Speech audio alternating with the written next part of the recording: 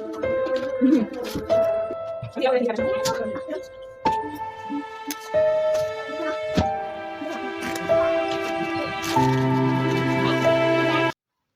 वालेकुम, welcome and welcome back to my channel. क्या हाल चाल है? होपफुली सब ठीक ठाक होंगे। मैं भी अल्हम्दुलिल्लाह ठीक हूँ। बहुत बिज़ी हूँ आजकल, तो बस व्लॉग्स भी बड़ी मुश्किल से डाल रही हूँ। जब आप कहीं जाते हैं ना तो फिर बहुत मुश्किल हो जाती है व्लॉग्स की एडिटिंग करना और ये सारे काम मैनेज करना। और मसला ये भी है कि छोटी वाली बेटी ठीक नहीं है, तो उसकी वजह से कुछ क्या दिमाग में एक टेंशन आ जाती है, वो चल रही है। और उसके बावजूद मैं व्लॉग्स एडिट कर रही हूँ।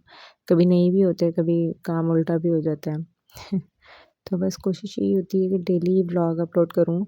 और वैसे मेरे पास इतना ज़्यादा कंटेंट हो गया है कि मैं एक दिन में 2 व्लॉग्स भी अपलोड कर सकती हूँ, लेकिन मसला ये है कि एडिटिंग का टाइम नहीं है मेरे पास, बिल्कुल भी टाइम नहीं है।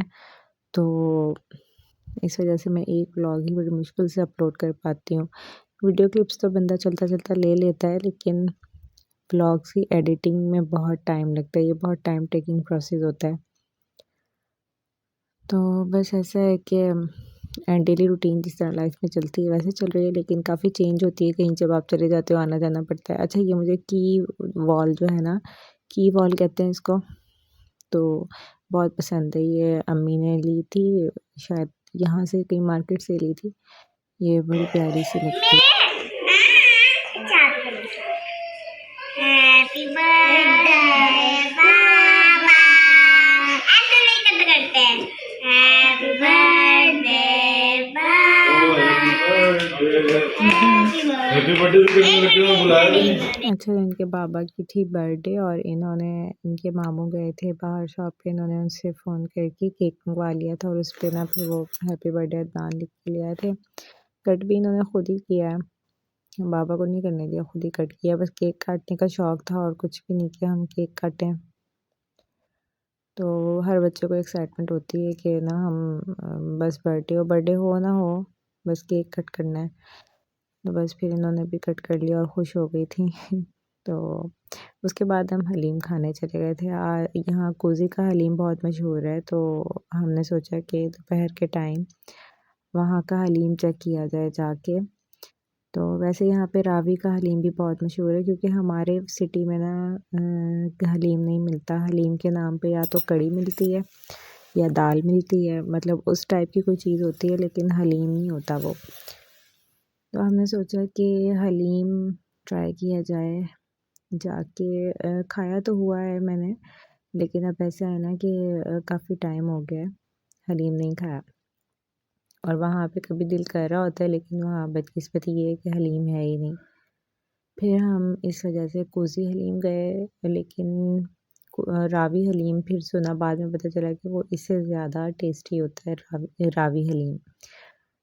तो बस फिर यहीं का किस्मत में था, फिर कोज़ी का ही हलीम खा लिया। हालाँकि इतना मशहूर है, इसका वो मायार नहीं रहा, इतना अच्छा रहा नहीं है जैसे पहले था ना। इतना टेस्ट नहीं था इसमें।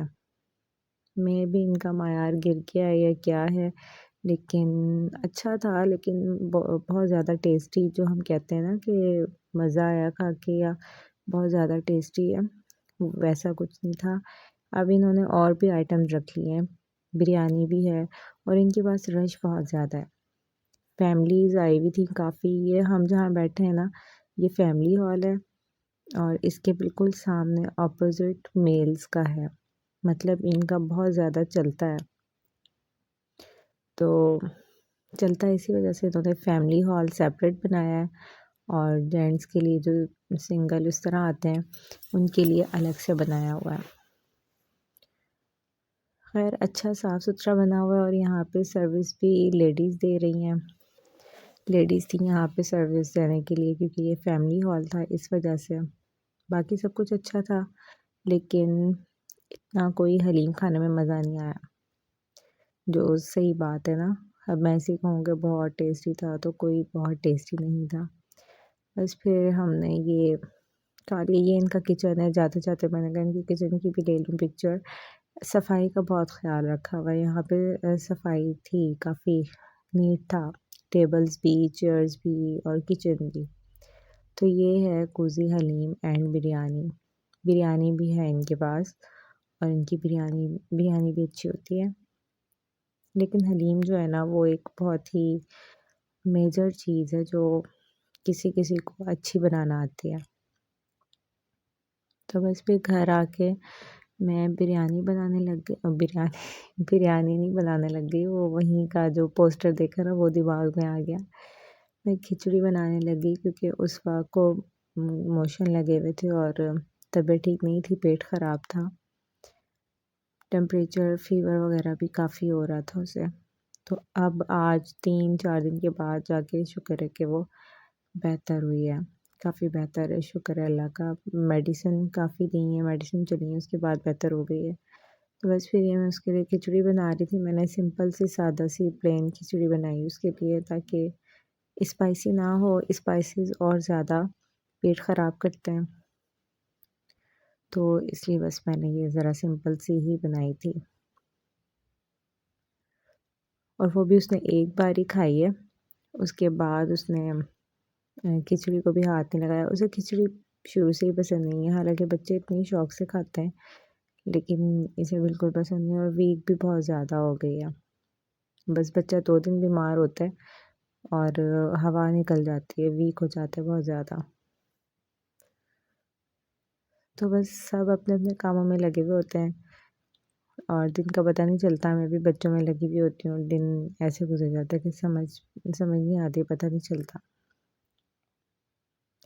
अम्मी वालों के भी गैस का बहुत मसला है और इन्होंने हीट गन भी नहीं लगाई हुई क्योंकि ना इनको यूज़ करना नहीं आती, क्योंकि यहाँ पे ये न्यू चीज़ है इनके लिए।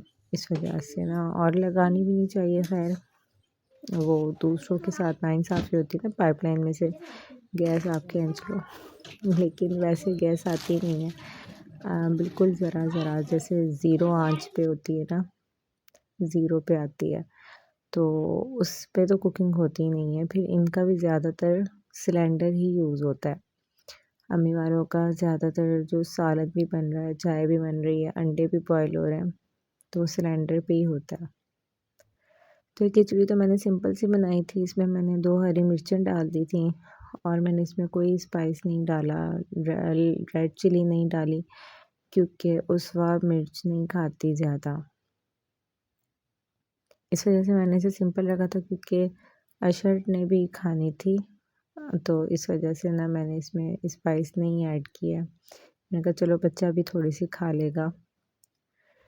उसके बाद ये था कि शादी थी हमारे अब्बू के फैमिली फ्रेंड हैं, मतलब हम बचपन से आना-जाना है हमारा, तो उनकी बेटी की शादी थी और मैं भी इत्तेफ़ाक से आ गई थी।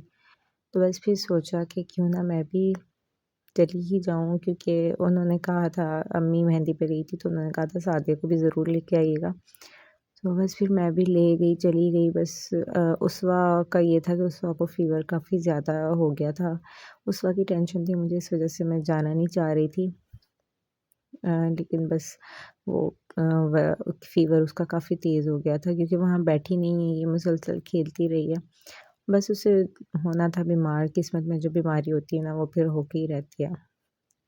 यहाँ पे दूल्हे वालों का फ़ोटोशूट चल रहा था, उनकी बहन और भाभियों वग़ैरह का। और यहाँ पे बच्चे ना फूल उठाने में लगे हुए हैं, सारे बच्चों ने यही काम पकड़ा हुआ था, फूल उठा रहे थे नीचे से। और ये मेरी भी यही कर रही थी, ये हरम आपको नज़र आ रही होगी, और उसवा भी यही कर रही थी, यहाँ से नीचे से फूल इकट्ठे कर के प्लेट में भर रहे थे। ये तो यहाँ लग गया खाना। खाना बहुत ही टेस्टी था और गरम था। ये रशियन सैलेड था, रशियन सैलेड भी बहुत टेस्टी था। तो इसमें स्पैगेटी थी और सैलेड था, ये भी बहुत टेस्टी था। ये फ़िश थी, कबाब था और ये मॉन्टॉन मॉन्टॉन कहते हैं इसे, चिकन मॉन्टॉन, ये भी बहुत ज़बरदस्त है। ये हमने और मँगवाए थे तो हमें ना डिश भर के ला दी थी अंकल ने, क्योंकि वो जानते थे ना हम किसके घर से आए हैं, हाजी साहब के घर से आए हैं, इस वजह से। अच्छा, तो ये मिस्टर बर्गर की बिरयानी, हैदराबाद की मशहूर और बहुत ही डिलीशियस बिरयानी, और ये कढ़ाई थी मटन कढ़ाई, तो बिरयानी के आगे मटन कढ़ाई भी कुछ नहीं होती ना, तो बस फिर हमने बिरयानी ही खाई। ज़्यादा। बिरयानी मतलब चिकन वॉन्टॉन्स खाए, वो भी बहुत टेस्टी थे। बाकी चीज़ें भी सारी बहुत अच्छी थी और गरम थी। बड़ी बात ये थी कि गरम थी सारे आइटम और बारबेक्यू सारा गरम था। अच्छा जी, तो इसके साथ ही व्लॉग पसंद आए, वीडियो को लाइक कर चैनल को दीजिएगा। सब्सक्राइब कर दीजिएगा और अपना बहुत सारा ख्याल रखिएगा, दुआ में भी याद रखिएगा और लाइक कर देते हैं तो थोड़ी सी हौसला अफजाई हो जाती है, इससे ज़्यादा कुछ नहीं। तो बस यही था आज का व्लॉग, यहीं पे एंड करते हैं। मिलते हैं नेक्स्ट व्लॉग में। अल्लाह हाफिज़, टेक केयर।